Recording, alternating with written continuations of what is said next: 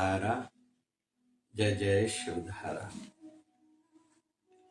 हर किसी के मन में यह बात रहती है कि मैं सफल हो जाऊं, मेरा काम हो जाए, संसार में भी कामयाब हो जाऊं, आध्यात्मिकता की भी सिद्धि मिल जाए। यह लोक सुखी परलोक सुहेले, यहाँ आनंदमय जीवन जियूं और मेरा परलोक भी संवरे। कुछ अच्छे कर्म पिछले जन्मों में हुए थे कि मनुष्य देह मिली है। अभी कुछ ऐसा अच्छा करके जाऊं कि थोड़ी उत्तम गति, अच्छी गति हो, मोक्ष मिले, हरि से एकाकार हो जाऊं, जिसके लिए मेरे गुरुदेव ने मुझ पर कृपा करके नाम दान दिया, दीक्षा दी, शिक्षा दी। नहीं तो वे अगर फिर से इंसान बन के धरती पर आऊं तो अच्छा शरीर, अच्छा परिवार, अच्छी परिस्थितियां मिले कि जैसे आने वाले जन्म में मैं यात्रा को और आगे बढ़ा पाऊं। तो आध्यात्मिक सफलता भी चाहिए, संसार में भी एक अच्छा जीवन हो। इसके लिए जरूरी है कि कुछ अच्छी क्वालिटीज, अच्छी आदतें, कुछ अच्छे नियम खुद के बनाए। जैसे पहले जीवन का ध्येय, मंजिल फिक्स होनी चाहिए। धीरे धीरे जल्दी फिक्स करें, निश्चित करें मुझे क्या बनना है। जैसे स्टूडेंट है, उसको जल्दी माइंड को क्लियर करना चाहिए, मुझे क्या बनना है, क्यों बनना है। लेकिन बच्चों को नहीं समझता ये, कहीं तो भी माँ बाप का भी दायित्व बनता है उनको वैसे वातावरण में लेके जाएं। अगर माँ बाप कुछ बच्चे को बनाना चाहते हैं तो माँ बाप का ध्यान कम हुआ। जैसे ट्रैफिक का नियम है, नजर हटी दुर्घटना घटी, नजर जब हटी। जब बच्चों की ओर से नजर हटेगी तो बच्चे गलत रास्ते पर जाएंगे ही। हमारे बच्चे गलत नहीं हैं, उनकी आयु अच्छी नहीं है और समाज में बुराई चारों ओर फैली हुई है। अच्छाई की ओर लेके जाना पड़ेगा। अच्छे लोगों से मिलाना, अच्छे स्थानों पर लेके जाना, अच्छे काम बार बार सुनाना, दिखाना, ये करना पड़ेगा। बुराई सुलभ है, बुराई को देखने के लिए किसी को बताना नहीं पड़ता। मोबाइल ही आज के युग में बड़ा एक माध्यम है, सोशल मीडिया बड़ा माध्यम है।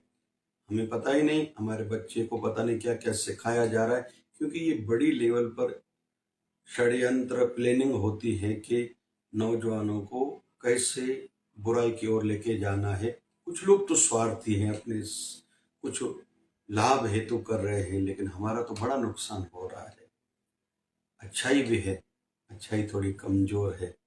अच्छे लोग उतना नहीं कर पा रहे कई कारण से, जिनमें एक विवशता है, आर्थिक पैसा मुख्य है, या बहुत लोग अच्छाई के साथ नहीं हैं, चाहते हैं, समझते हैं, मानते हैं, लेकिन अच्छाई के कामों में साथ नहीं देते।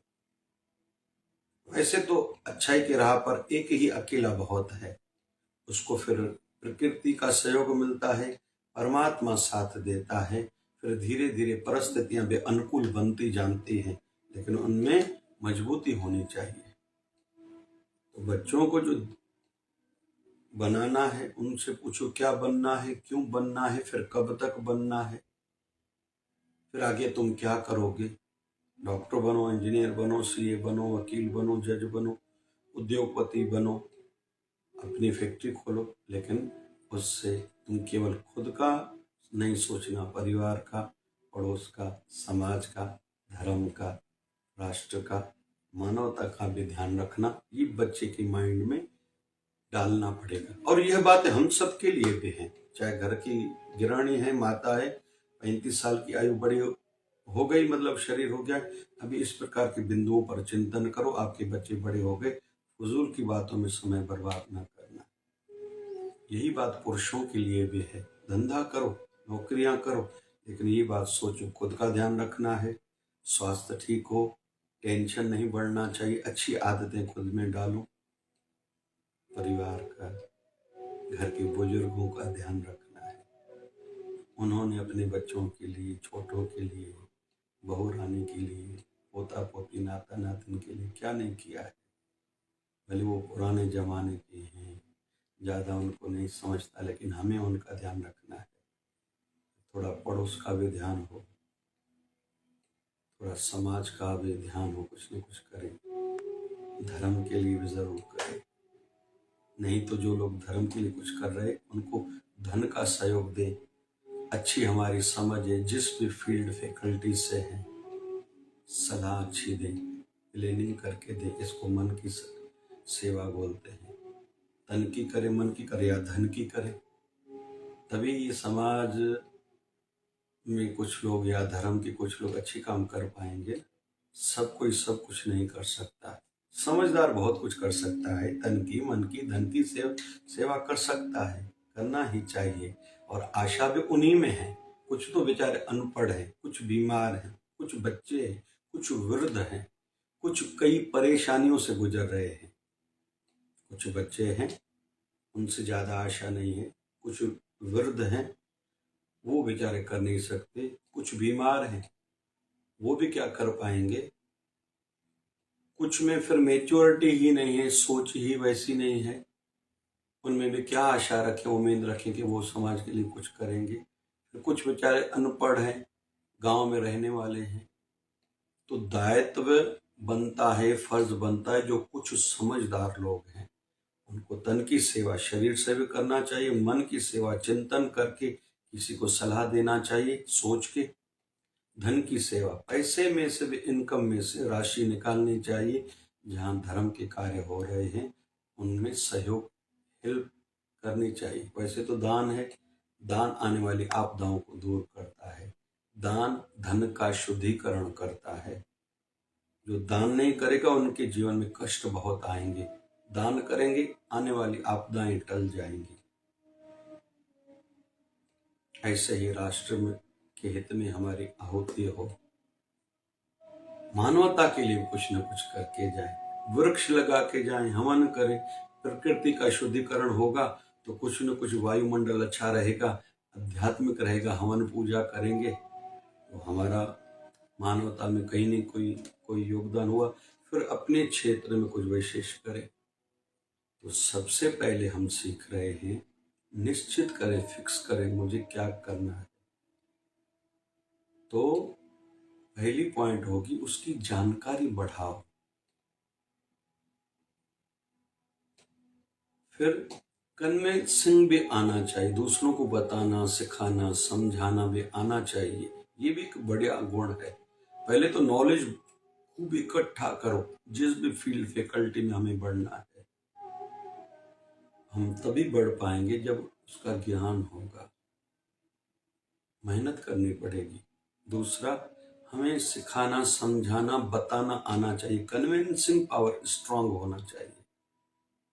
तो उसके लिए पहली बात हमें आगे बढ़ना है तो फिक्स करें मुझे क्या करना है, क्यों करना है और कब तक करना है। तो पहली बात। फिर धीरे धीरे हम लोग जिस फील्ड में है ना, आध्यात्मिकता में या संसार में, करते रहना चाहिए, लेकिन अपने काम संबंधित। आध्यात्मिकता में है रोज सेवा करें, रोज सत्संग सुने, कथा सुने, रोज ध्यान करें, रोज चिंतन करें। हूँ आइए, मैं कौन हूँ, संसार में क्यों आया हूँ, कब जाऊंगा, कहाँ जाऊंगा, वहां क्या काम आएगा, किस बात से मुझे मन की सच्ची शांति मिलेगी, क्या मैं वह कर रहा हूं, अगर नहीं तो खुद का नुकसान कर रहा हूं, मैं ना समझ हूं, अभी से करो।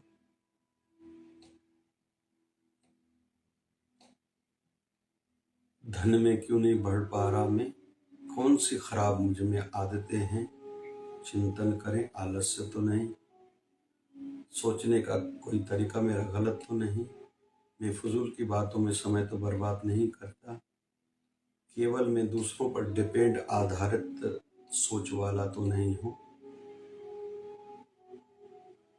मुझे अपना सुधार, अपना उद्धार खुद ही करना है, सीखते जाना है। ये दुनिया सीखने का क्षेत्र है।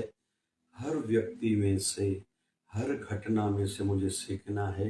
भले न्यूज़ चैनल सुनो, पिक्चर देखूं, कहीं भी किसी की बात सुनो, मुझे उन पर ज़्यादा ध्यान नहीं देना, मुझे उनसे सीखने को क्या मिला इस पर ध्यान देना है। तो एक्टिविटी करते रहना चाहिए। फिर हम जिसका काम करें, जो भी क्षेत्र में हैं, आगे बढ़ना चाहते हैं, सामने वाले को क्या जरूरत है, सेवा भी वह सफल है जो व्यक्ति जिस बात में दुखी है, अटका हुआ है, उसकी सेवा से बहुत आशीर्वादें मिलती हैं। धंधे में भी वो बिजनेस जो भी करें, उस क्षेत्र में करते रहना चाहिए। एग्जीबिशन में जाना या उस संबंधित मीटिंग्स में जाना, दूसरों को वॉच करते रहना, सोशल मीडिया में देखना क्या नया आया है हमारी फील्ड में, सीखने का भाव हो, एक्टिविटी हो। फिर लोगों की डिमांड क्या है, उस अनुसार काम करें। किसी को प्यास लगी है, हम उसको रोटी देंगे, संतुष्ट नहीं होगा। रोटी महंगी है लेकिन पानी का गिलास सस्ता है, दे देंगे, वो आशीर्वादें करेगा। गर्मी के दिनों में पानी की सेवा करनी है, ठंड के दिनों में कंबल देनी है ना, गर्मी के दिनों में कंबल देंगे तो सामने वाला कहेगा क्या कर रहे हो भैया। ये नियम धंधे के साथ भी है, आध्यात्मिकता के साथ भी है। साथ साथ में हमारा चरित्र अच्छा हो, ये सदैव याद रखें, संसार में भी, आध्यात्मिकता में भी। सोच प्रदूषित है, न दूसरे को गिराने का सोचते हैं, काम नहीं बनेगा, तरक्की नहीं कर पाएंगे। हमें कई लोग देख रहे हैं जिनमें हमारी आशा है न साथ दे, गुरुदेव हम पर कृपा करे, बॉस हम पर दृष्टि डाले, हमें ऊपर उठाए, वो हमारे चरित्र को कहीं तो भी वाच कर रहे हैं, कहीं तो भी लोगों से पूछ लेंगे, वो ऐसी कोई पॉइंट बताएंगे, उसके आधार पर वो लोग निर्णय लेते हैं। और इमोशनली जुड़े, इमोशनली काम करें, भावना से काम करें, निपटाने की भावना ना हो, दिल से करने का भाव हो। एक तो सामने वाले को क्या चाहिए, जैसे एक व्यक्ति तोता बेच रहा था, एक बड़े घर की माई आई, कहने लगी कि मुझे तोता चाहिए, कितने का है, बोले 2000 का। बोले अम्मा बड़े घर की लग रही, बोले हाँ। बोले अच्छा तोता दे रहा हूँ, जो बोलता भी है, मीठा बोलता है, लेकिन है ये 25,000 का, अब ये ले जाओ। अम्मा लेके गई, उस बाई ने दिन भर देखा, तोता बोला ही नहीं। कल आई उसे दुकानदार के पास, ये तोता तो तुम्हारा बोलता ही नहीं है। बोले अम्मा मेरा ये जो तोता है ना, बड़े पिंजरे में था, आपके घर में छोटा पिंजरा था, लगता है उसको घुटन हो रही है, बड़ा पिंजरा लेके जाओ, वो बोलेगा। बड़ा पिंजरा बाई लेके गई, तोता बोला नहीं। दूसरे दिन वो अम्मा आई, तोता तो बोलता ही नहीं है। बोले तोते को झूले में बैठने की आदत थी, आपके घर में झूला नहीं होगा ना पिंजरे में, मेरे यहाँ मिलता है, ये लेके जाओ। अम्मा वो तोता का झूला भी लेके गई, दूसरे दिन फिर आई, तोता तो बोलता ही नहीं है। बोले तोते की आदत है ऊपर नीचे उतरने चढ़ने उतरने की, सीढ़ी लेके जाइए, तोते के पिंजरे में रखिए, वो भी मेरे पास मिलता है। लेके गई, फिर तोता नहीं बोलता है। वो भाई गुस्सा कर रही थी, तो तोते बेचने वाला कह रहा था कल रात तक भी तोते ने नहीं कहा, कुछ भी नहीं बोला। बोले मैं बार बार मिठू मिठू बोल रही थी, लेकिन हाँ तोते ने एक बात बोली, फिर मर गया। बोले क्या बोली। बोले तोते ने कहा जिससे आप इतनी महंगी महंगी चीजें हे मैम ला रही हो, क्या उनके पास खाने को कुछ नहीं है? तो तोते वाले ने कहा, क्या तोते को आपने कुछ खिलाया नहीं? बोले, आपने बोला ही नहीं। अरे खिलाओगी नहीं, भले बड़ा पिंजरा लिया, झूला लिया, सीढ़ी लिया, कैसे सरवाइव करेगा, बचेगा? तो हम सब भी इस ओर ध्यान रखें कि हमारी आत्मा की डिमांड क्या है, इमोशनली वो पूरी करें, भावनाओं से काम करें। जैसे हमारे मन की मांग है प्रभु प्राप्ति, हम वो सुख बाहर ढूंढ रहे हैं, नहीं मिलेगा सुख, सुकून, शांति, आनंद। बाहर का जो भी दिखाई दे रहा है वो खोखला है, टेम्पररी है। अच्छे कपड़े, किसी ने कहा अच्छी ड्रेस लग रही है, अच्छा लगेगा, लेकिन शाम को आपको उतारना ही पड़ेगा, ये टेम्पररी है। बड़े होटल में आपने खाना खाया, बहुत पैसा लोग इसमें लगाते हैं, ब्यूटी पार्लर में लगाया, महंगी चीजें ली, आज नई मोबाइल लेके आए, लेकिन वो एक दो दिन के बाद आपको पुरानी लगने लगती, वो सुख गया। लेकिन उसके विपरीत आपने सेवा की, किसी का भला किया, आपके मन में शांति बनी रहेगी, आनंद बना रहेगा, आशीर्वादें मिलेंगी।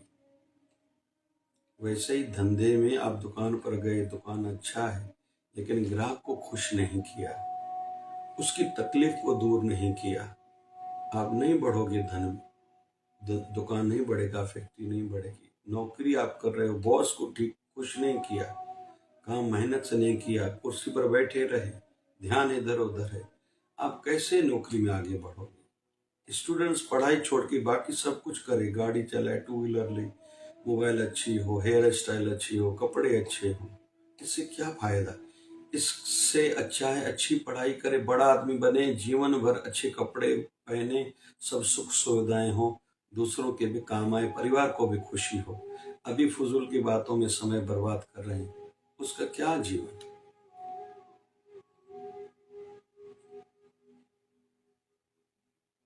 इसलिए अपनी दिशा में थोड़ा ध्यान रहे। आध्यात्मिकता भी सिद्धि उनको मिली है जो दिल से जुड़े हैं, भाव से काम करते हैं, करते रहते हैं। परमात्मा को हमारा प्रेम, हमारा भाव चाहिए, हमारी पदार्थ पूजा उनको ज्यादा नहीं चाहिए।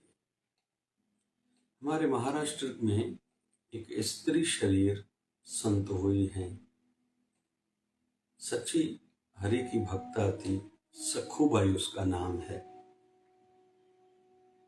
कृष्णा नदी के तट पर उनका गांव था, ब्राह्मण परिवार में जन्मी थी, माता पिता पंढरीनाथ के भक्त थे, धार्मिक प्रवृत्ति वाले थे।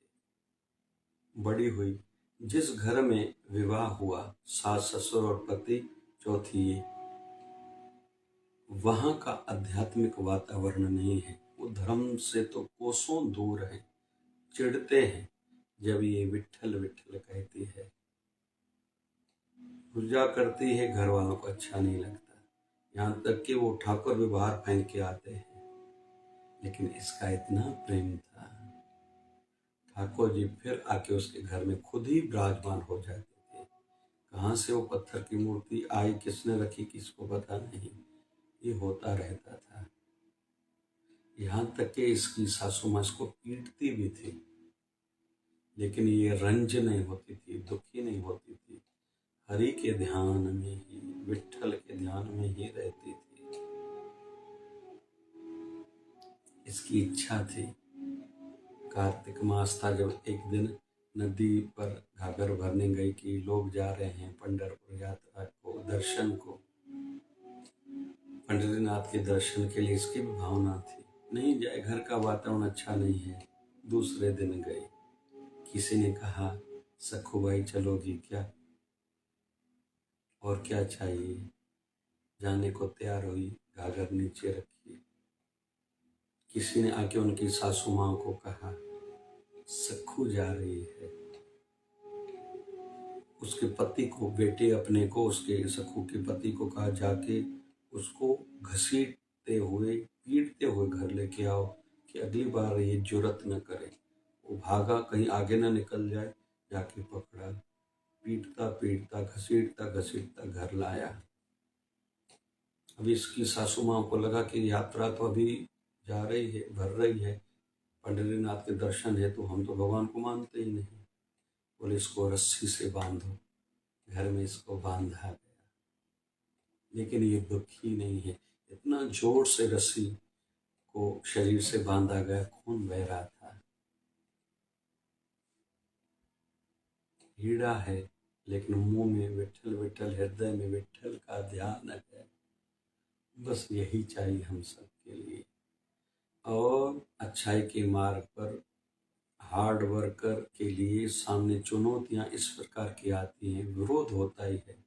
जिससे हमारा लेना देना नहीं, वो भी विरोध करेंगे ही, लेकिन हमें अपना मार्ग नहीं छोड़ना। रोती है, हे पंडरीनाथ, मुझ में ही ऐसा कोई दुर्ग होगा, मैं ही अयोग्य हूँ, नालायक हूँ, जो आपने मुझे अपने पास नहीं बुलाया।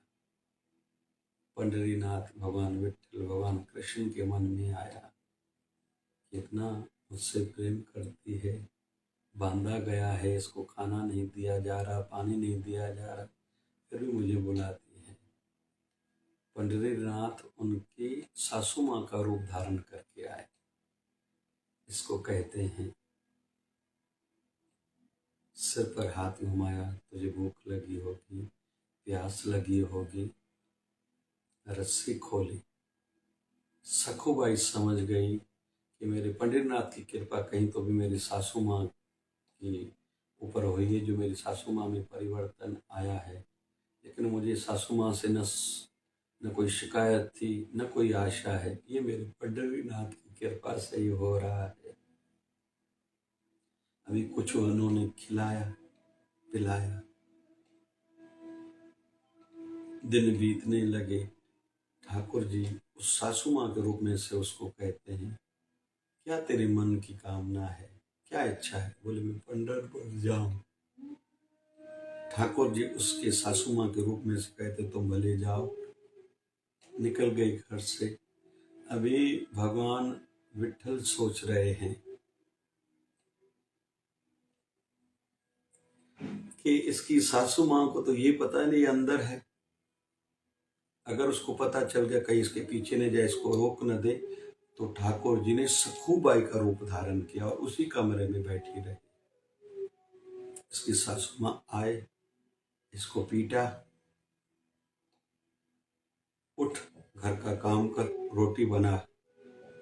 तो था तो भगवान विठल पंडरीनाथ, उसने सखूबाई का रूप धारण किया था। उसने रोटी बनाई। सासू माँ, ससुर और उसके पति ने भगवान के हाथ का बना हुआ भोजन, क्योंकि सखूबाई के रूप में भगवान ही था, कृष्ण ही था, मेरा ठाकुर ही था, खाया। अच्छा लगा। धीरे धीरे परिवर्तन आने लगा। अभी क्रोध नहीं करते। दिन बीत रहे हैं। उधर वो पंढरीनाथ के दर्शन हेतु जो सच्ची वाली असली वाली सखूबाई थी, वो जा रही है। विठल विठल विठल विठल, मन में प्रसन्नता है। पंढरीनाथ ने मुझ पर दया करी है, तरस खाया है, मुझे अपने श्री चरणों में बुलाया है। जाके जैसे पंढरीनाथ को प्रणाम किया, सिर झुकाया, सिर उठाया नहीं, वहीं प्राण निकल गए। लोगों के बीच में जो दर्शन है तो दर्शनार्थी आ रहे थे, चर्चा चली कौन है, पत्नी कौन है। एक व्यक्ति, उसके गांव का एक ब्राह्मण था, उसने पहचान लिया, अमुक परिवार की बहू रानी, इसका नाम है सखूबाई। लेके चलो भैया, अंतिम संस्कार करो। वो भी गया, अंतिम संस्कार किया गया। उधर ठाकुर जी सखूबाई के रूप में उनके घर की सेवा कर रहे हैं, रोटी बना रहे हैं, घर के काम कर रहे हैं। अभी सखूबाई कभी कभी उसकी पिटाई होती, सासू माँ पीटती है, रोज नहीं। माँ रुक्मणी को लगा मेरे प्रभु जी इतने दिनों से गए हैं, इधर सखूबाई तो मर गई, उसके शरीर का अंतिम संस्कार हो गया, उधर ठाकुर जी उस रूप में है, रोटी बनानी पड़ रही है ठाकुर जी को। पहले तो लोगों के बुलाने पर वहीं जाते हैं। ठाकुर जी ने कभी कभी दर्शन दिया है, किसी का दुख दूर किए हैं, यहाँ तक तो ठीक है। अभी सखूबाई बन के रोटी भी बना रहे हैं और पिटाई भी उनकी हो रही है। प्रभु ये क्या लीला, माँ रुक्मणी के मन में आया ये ठीक नहीं है, तो माँ रुक्मणी ने उनकी हस्तियां इकट्ठी करके उनके शरीर का फिर से निर्माण किया, वैसे कि वैसी सखुबाई बनाई। वैसा विचार धीरे धीरे सखुबाई लौटी है। जब घर के बाहर आई तो ठाकुर जी जो सखुबाई के रूप में थे वो अदृश्य हो गए। सच्ची वाली जो सखुबाई घर आई, फिर से वही काम कर रही है। घर वालों में अंतर है, अभी अच्छे हो गए हैं क्योंकि भगवान के हाथ का भोजन खा रहे थे, जल पी रहे थे, भगवान के साथ रह रहे थे। सखुबाई तो रूटीन में घर की सेवा कर रही है। जो वो ब्राह्मण था वो जब गांव में लौटा तो सखुबाई के ससुर से मिला। कहने लगा मुझे बहुत दुख है कि आपकी बहू रानी गुजर गई पंढरीनाथ के दर्शन है तो पंढरपुर थी, गुजर गई, दुख है। वो कहते क्या बोल रहे हो, सखुबाई तो मेरे घर में सेवा कर रही। बोले कुछ भी बोलते हो, वो गुजर गई, मैंने देखा, अग्नि संस्कार में मैं था, मैंने उनके शरीर को जलते हुए देखा। अरे क्या बोले, वो तो मेरे घर में है। बोले चलो तो दिखाऊं। दोनों आ रहे हैं। वो ब्राह्मण कह रहा है कहीं वो उसका भूत प्रेत तो नहीं, क्योंकि उनको जलते हुए मैंने देखा है। बोले चलो। जब आए तो सखुबाई घर का काम कर रही है। उनके ससुर ने बोला इधर आओ, ये ब्राह्मण क्या कह रहा है, तो गई थी पंढरपुर। बोले हाँ। वहां तेरे प्राण निकले थे क्या? बोले हाँ, पंढरीनाथ में ही मेरी सांस अटके थे, मेरा मन जुड़ा था, उनका जब दर्शन हुआ शरीर से प्राण निकल गए। बोले फिर बोले माँ रुक्मणी ने मेरी अस्थियों को उठा के उसमें प्राण डाले। तो ससुर पूछता है फिर यहाँ कौन था? बोले वो भगवान पंढरीनाथ, भगवान विठल, भगवान कृष्ण ही थे। तो तीनों सास ससुर पति की आंखों से पानी बहने लगा, इसके पैरों पर गिरे। हमसे क्या भूल हो गई, हमने तुम्हें पहचाना नहीं, तुम इतनी ऊंची भक्ता हो। फिर विठल से हम कैसे क्षमा मांगे? उनके हाथ से पानी लिया, उनके हाथ का बना हुआ भोजन खाया, उनसे सेवा कराई, हम जैसा पापी कौन होगा?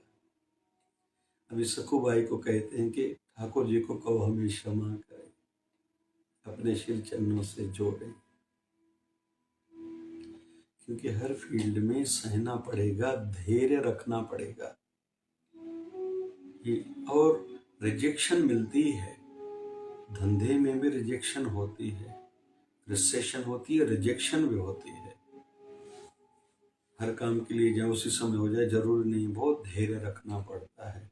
तो सखुबाई ने कहा आप पंढरीनाथ के दिल से बस भक्त हो जाओ, शरणागत हो जाओ, वो कृपा करने में, क्षमा करने में देरी नहीं करते।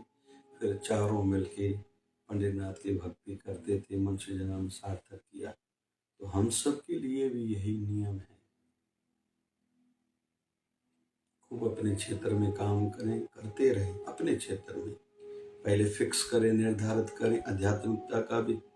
जैसे मुझे यहाँ से हंसते हुए विदाई लेनी, संसार से जब जाऊंगा संतुष्ट होके जाना है, आनंदमय जीवन जीना है।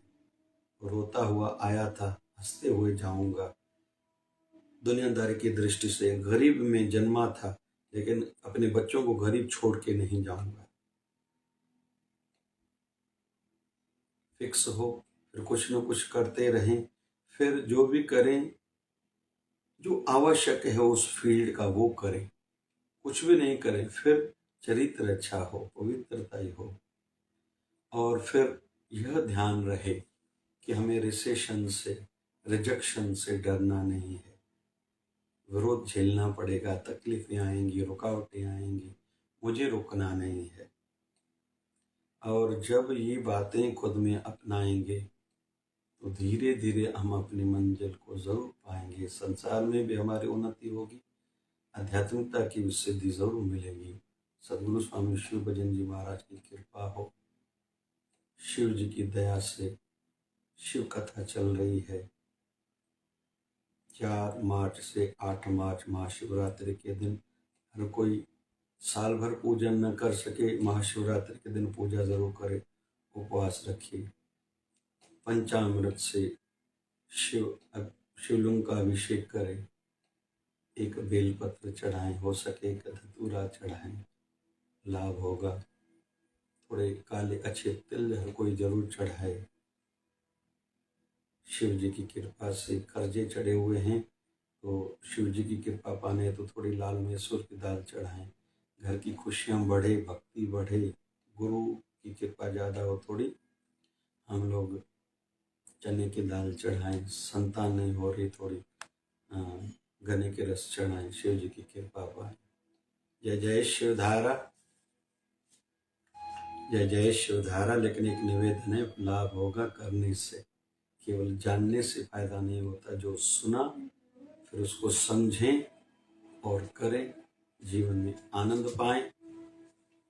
जय जय शिवधारा, जय जय शिवधारा।